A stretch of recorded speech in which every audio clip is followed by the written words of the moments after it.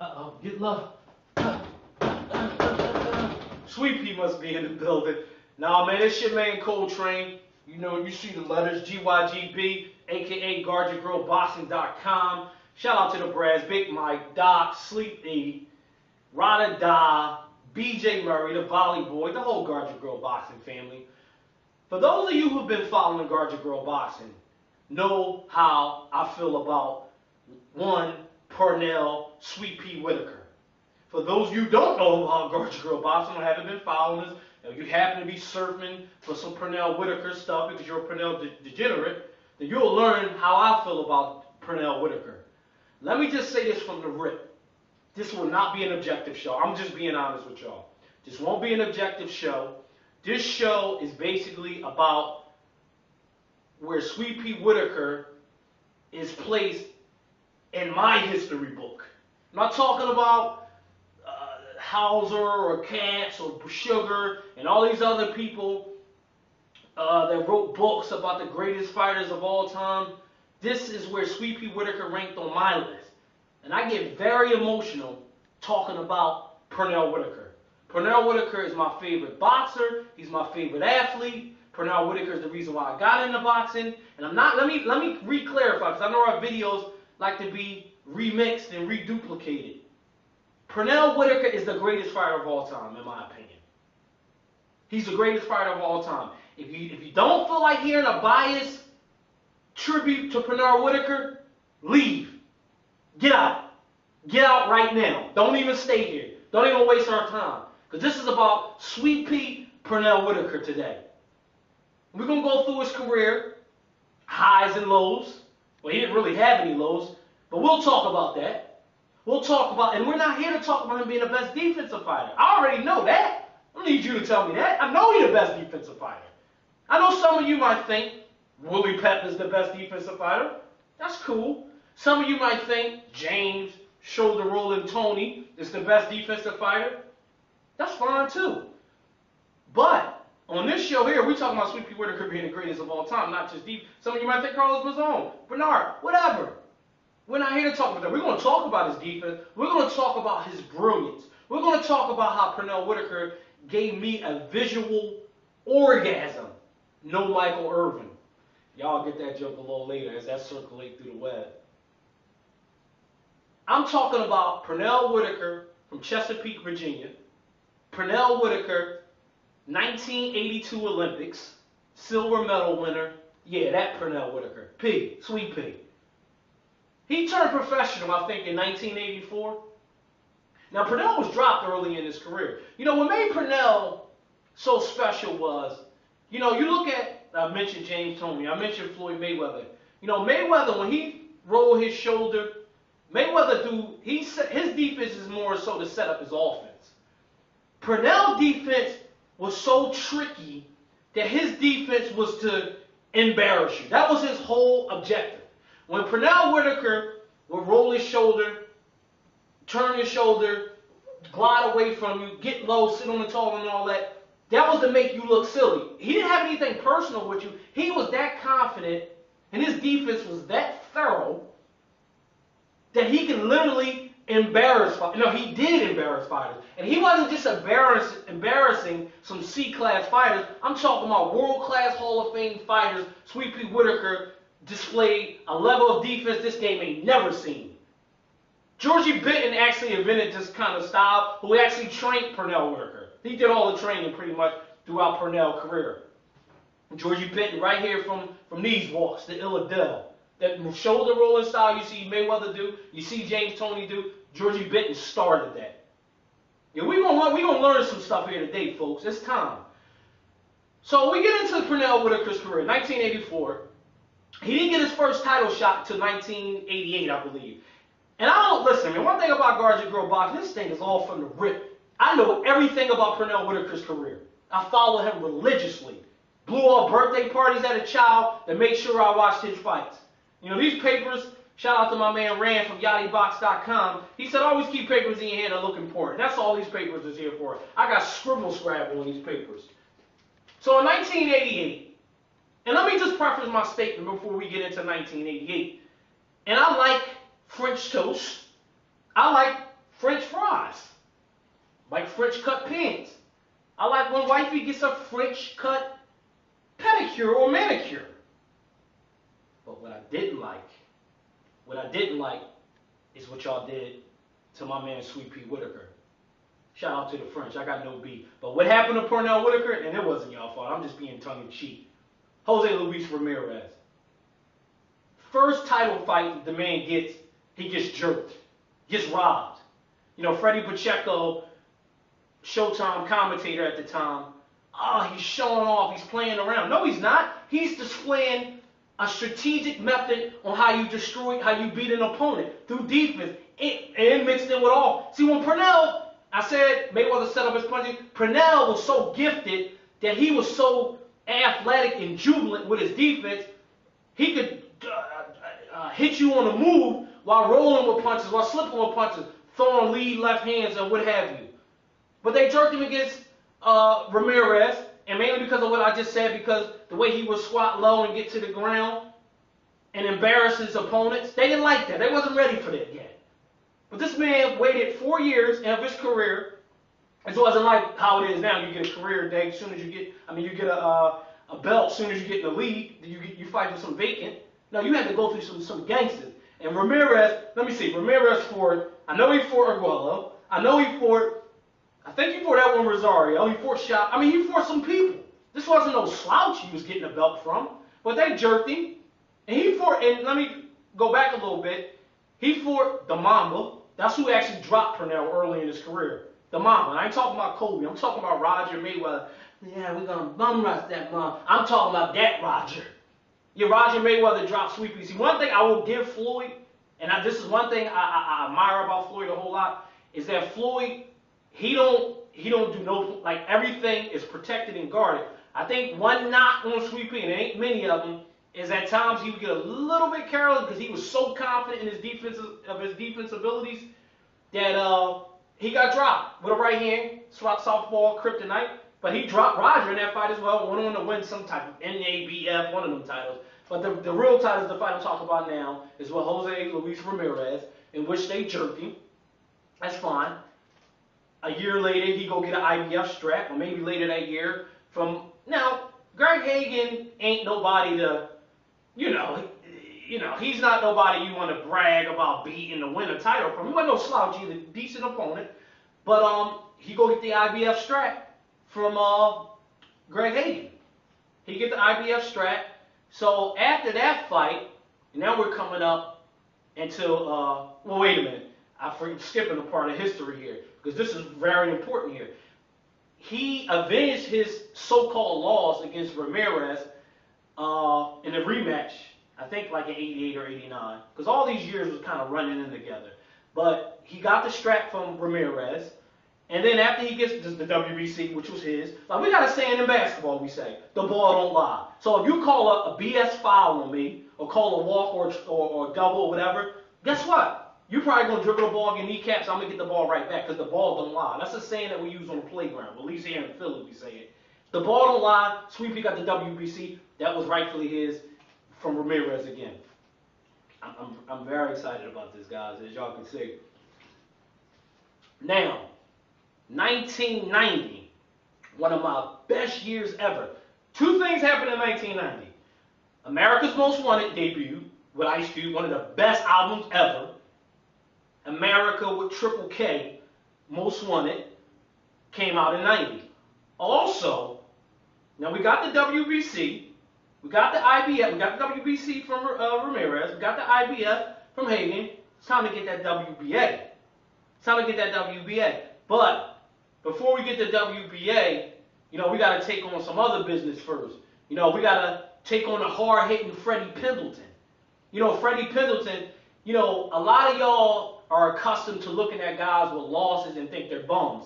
See, back in the day, like when I grew up, I'm starting to sound like my grandpa here, but seriously though, back in the 80s, the 90s, losses ain't mean that because you was always fighting great fighters. And Freddie Pendleton, although he might have had a lot of losses, he fought a lot of good people. So, of course he's going to have losses.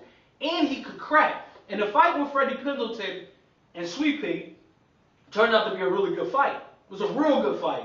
Sweet Pea won. He dug deep. Because again, he was fighting a puncher, but Sweet Pea was so elusive. His offense was so beautiful to watch. You know, it was just always watching like a painting being done. Now, after the Freddie Pendleton fight, he went on to take on, man, Azuma Nelson. Listen, Azuma Nelson is like Arnold Schwarzenegger in a lightweight frame. And it's hard to believe that he was actually fighting at featherweight prior to him moving up to lightweight to fight Sweet Pea. Now, a lot of people thought that was, Sweet Pea would be the smaller man. And most people thought Sweet Pea would win the fight, but it was going to be a tough fight. And I mean this as a term of endearment. I mean this as a term, as the highest compliment possible. Azuma Nelson should be in a cage because he's an animal. He got one thing on his mind, and that's to attack. Attack. That fight right there showed me something that I didn't know Sweet Pea had. I mean, that fight, he showed physical strength. In that fight, he was able to shoot a one all night. He jabbed Azuma Nelson's head off. Head off. And there was a point in the fight where Azuma Nelson, he threw Sweet Pea to the ground. There was a point in the night he was trying to clinch Sweet Pea, but he found out something tonight. Sweet Pea ain't to be played with on the inside. That myth that he was finessed, that all got put to rest that night. He also did something in that fight that you will probably never ever see, or you haven't seen before, you didn't see prior to that, you probably will never see again. He gets the court in the clinch with Azuma Nelson. What do he do? He does one of these around the back punches. Around the back punches. I mean, that was amazing what he did. Also, Sweet Pea gave, like he did most pressure fighters. Now, Azuma Nelson's a pressure fighter. But listen, Azuma Nelson only loss came to Salvatore Sanchez. Some people think Salvatore Sanchez could have been one of the greatest fighters ever. You know, he died, or rest in peace, at a very early age. You know the whole story with Salvatore. That was Azuma's only loss. Until he basically got shut out by Pernell Whitaker. Young Sweet Pea Whitaker, 25, 26 years old at the time. Still making a name, climbing the charts. Pernell was spinning him, giving him misdirection. He fought him inside, ripping him at the body shot. What Pernell did in that fight, what was so beautiful, he was able to rip apart, which was a very underrated trait of his. He was able to rip several combinations to the body, but he was able to go underneath in the cup area because he was so fast and he was so crafty and smart. The dude was like a wizard, a genius. He was Harry Potter. He was like Harry Potter in the ring. He will always have his back turned to the referee, so when he letting off these borderline illegal combinations, the ref couldn't warn him because he couldn't see what was going on. But Sweet Pea is such a wizard, man. It's not even funny. But Azuma Nelson, he was able to beat Azuma Nelson successfully in that fight. Now it's time to go undisputed. Juan Nazario had the WBA. That was the only belt missing. It's supposed to be a good fight, leading up to it. I think microwave popcorn actually cooked longer than that fight went on. Now, Juan made the most fatal mistake you can make as a defender when you're fighting a speedy fighter and a speedy southpaw. Ricky Hatton found out the hard way about leaning in to Manny Pacquiao. You don't lean into a fast southpaw. Juan Nazario decided to lean in, Sweet Pea, overhand left, straight down the pipe, put him right to sleep. WBA undisputed, just like that, man. This was Pernell Whitaker. This was the work he did. Now let's fast forward to Pernell Whitaker. I don't know, man. I don't know if I can do this.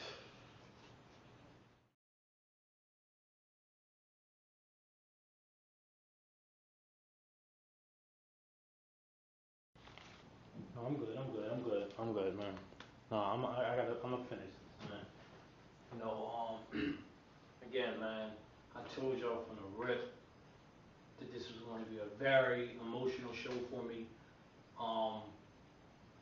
It's hard for me to exercise some of these demons because I was emotionally so wrapped up in a lot of these events. And this particular event right here hurt the most. Because I'm saying we, but I know how hard fighters work, especially Sweet Pea. You know, all he went through with all his haters and his detractors out there. That's why, you know, I laugh when I hear people complain about fighters now. It's nothing new. They've been doing it. At least y'all got people y'all can talk to. Y'all can go online and comment on a person's article or blog or what have you when somebody, you know, unjustifiably so give your fighter criticism. I didn't have that luxury. Although I will say Sports Illustrated did his due diligence. And I'll talk about that cover, which I need in my office. I need that as a poster. You know, the infamous robbed in front of on the front page of Sports Illustrated. The best on the front page of the Sports Illustrated. But again, 1993 WBC welterweight title fight, Julio Cesar Chavez versus Pernell Whitaker. Now here's the interesting thing about this fight. Now, let me go back a little bit though first. So Pernell moves up from lightweight to junior welterweight and take on a Cuban cat, and I can't remember Rafael Pineda. He took us on Rafael Pineda, get the IBF, vacate the IBF.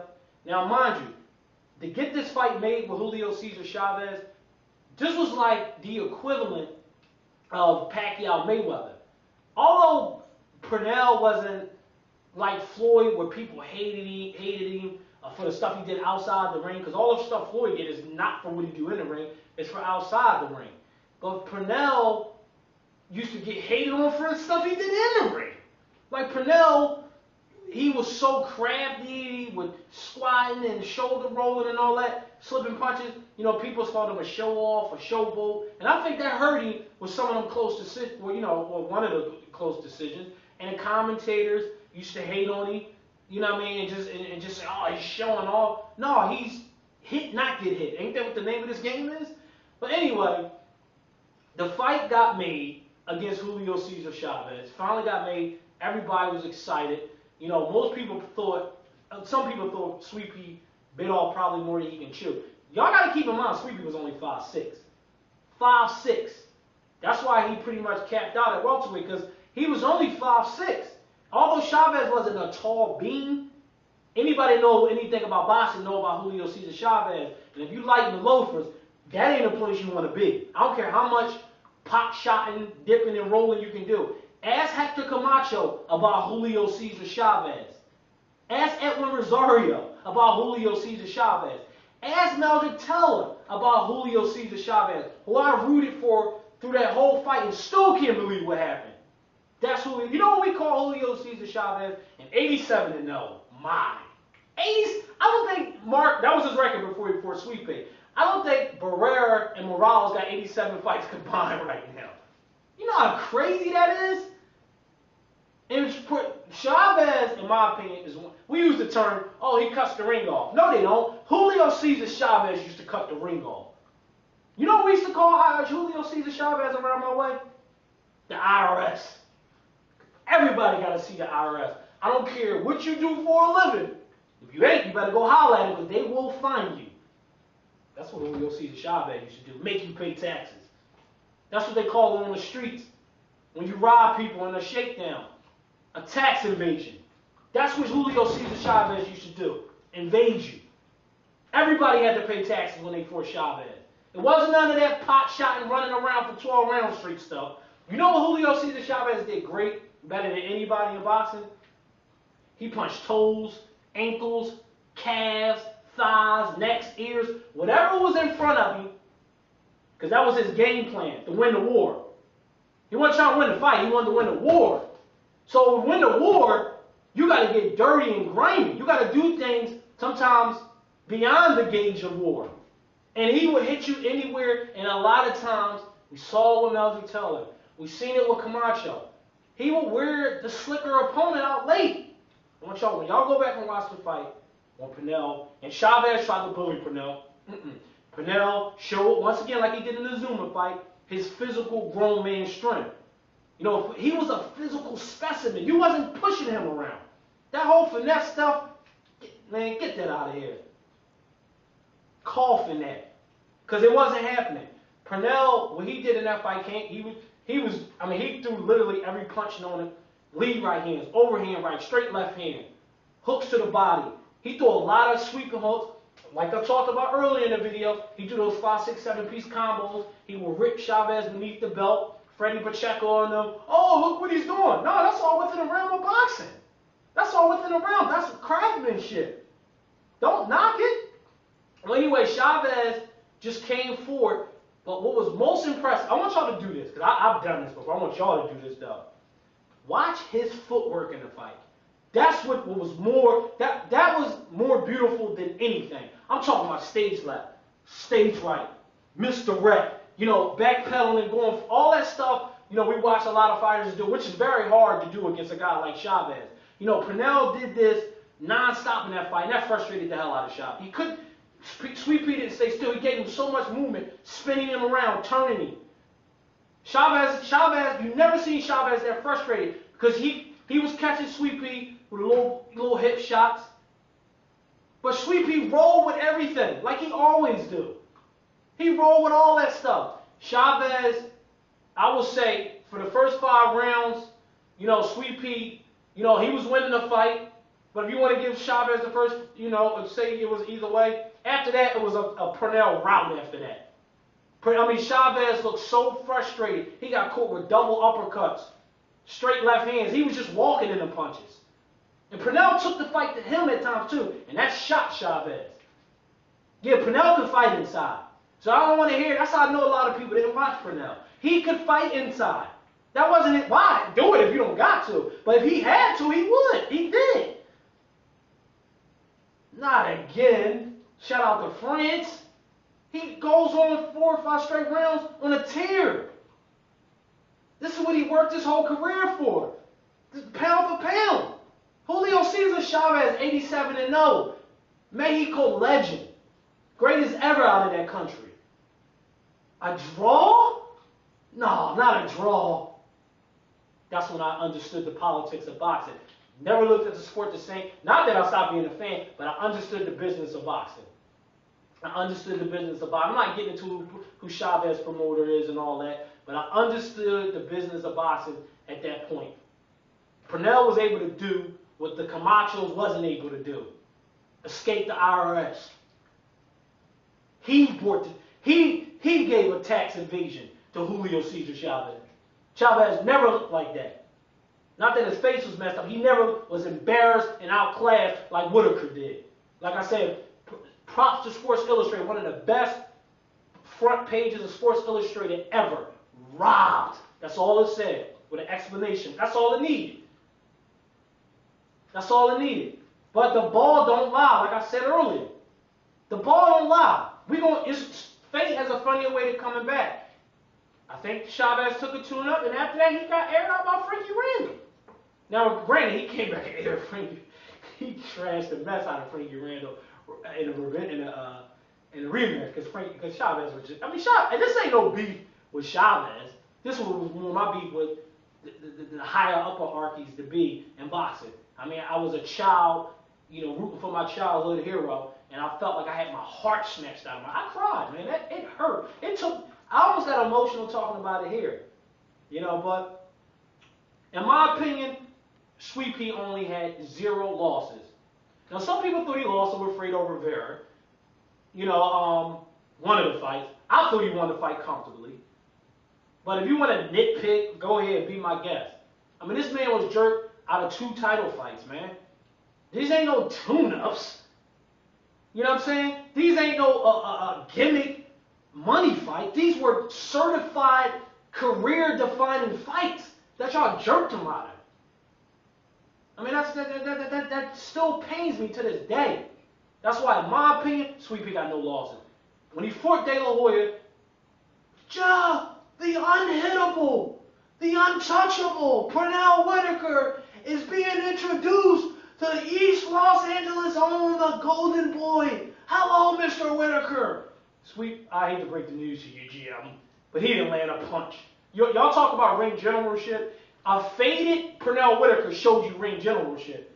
Ring generalship ain't just walking fighters down and getting knocked in your head. Ring generalship is Sweet Pea, working off his back foot.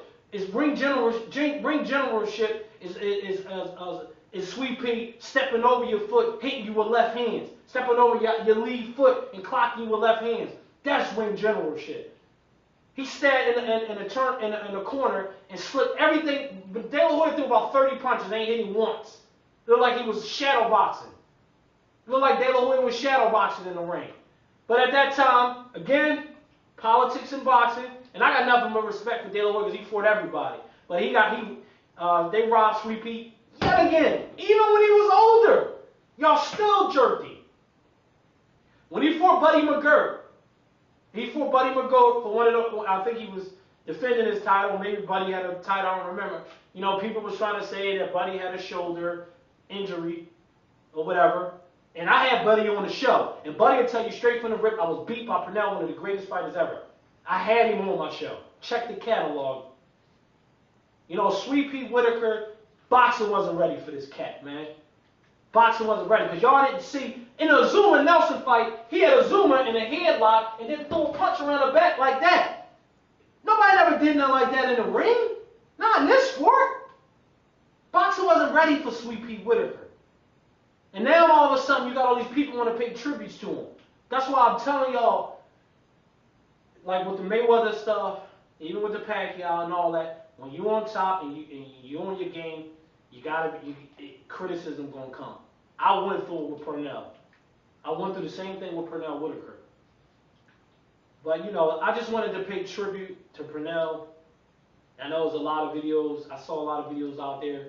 Again, man, boxing need to do a better job at paying homage to their legends that laid the floor for the Roy Jones, that laid the floor for the Floyd Mayweathers, all these fighters that y'all think are the greatest because they are from your era. And it's all opinionated. I want everybody out there, and I'm talking to you.